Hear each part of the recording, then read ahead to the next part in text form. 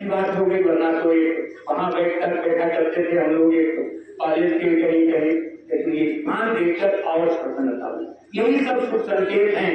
ये सत्संग मंडल और ये आश्रम, ये यहाँ की जनता, यहाँ के क्षेत्र के लोग सब मिलकर बहुत बड़ा पुरस्कार करने वाले। सभी का स्नेह, अभी हमारे वर्तमान प्राप्त आए कि यहाँ सारे लोग मिलकर के सब आशीर्वाद देने का काम करते हैं। आज जिनकी जयंती है उनके बारे में तो कितने अतिथियों ने कहा है, सारे लोग बोलने वाले। हमें लगता है जो हमारे सत्संग मंडल के लोग हैं उनको तो विवेकानंद जी के बारे में इतना ज्यादा शायद बहुत अधूरा रह गया बहुत कहने की उनकी इच्छा थी, क्योंकि निश्चित रूप से उसके उस महापुरुष के बारे में जितना पढ़ेंगे, जितना सोचेंगे, जितना बोलेंगे, उतना ही वो ज्यादा गहराई में और जाएगा। बाबा कहा करते थे विनोबा जी कि कुछ महापुरुषों के बारे में ब्रॉडकास्ट होता है।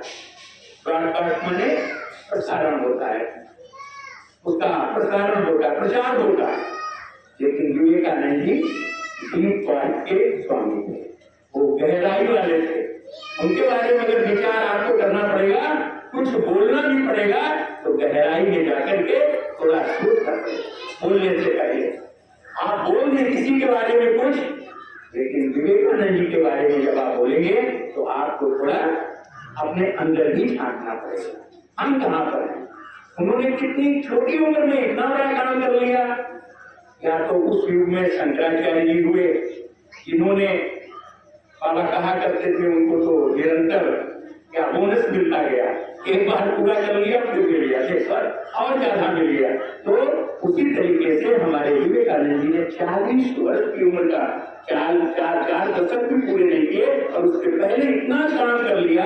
बाबा ने लिखा कि कोई एक व्यक्ति इतना काम कर सकता है, शायद उसके 5 या 10 जन्म लगेंगे, उतना काम उन्होंने कर दिया। बहुत बड़ा काम था। और दुनिया में जो हमारा भारत, हिंदुस्तान परतंत्र था, वो जन्मे थे परतंत्र भारत में, हिंदुस्तान परतंत्र था, लेकिन भारतीय दूसरे देश की उस भाषा को इतना उन्होंने आत्मसात किया था कि उन्हीं के देश में जाकर और उन्हीं की भूमि पर खड़े होकर और इतना बड़ा उद्बोधन दिया कि उसको देखकर दुनिया को कहना पड़ा कि भारत, इस हालत में लोग मान रहे थे कि भारत तो बहुत निर्धन है, गरीब है, वैसा है, बेसहारा है, परतंत्र है, गुलाम है, उसके बारे में क्या क्या लोग सोचते थे।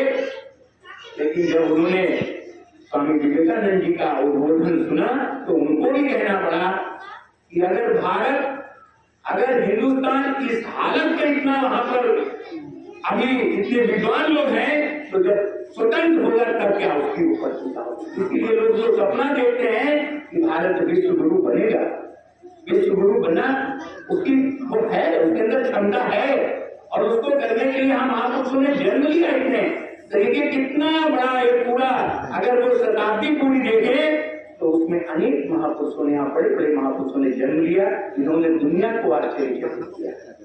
और इसीलिए भारत अपने में ऐसा देश कहलाता है जहाँ हर समय कोई न कोई ऐसा अवतार हुआ है, कोई न कोई महापुरुष ने जन्म लिया है जिसने दुनिया में अपना एक अलग पहचान बनाई है। तो आज हम उस व्यक्ति को याद कर रहे हैं। बाबा से एक बार लोगों ने ऐसे पूछ लिया कि क्या आप वृद्ध को, युवा को कहते हैं? तो बाबा कहते थे कि हमारे युवाओं का जोश और बुजुर्गों का होश दोनों को जुड़ना चाहिए।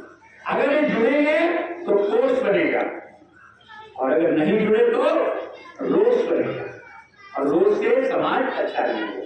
अगर उसमें रोष होगा तो समाज की प्रसन्नता का परिचय यही है कि दोनों को जुड़ना चाहिए। और बाबा को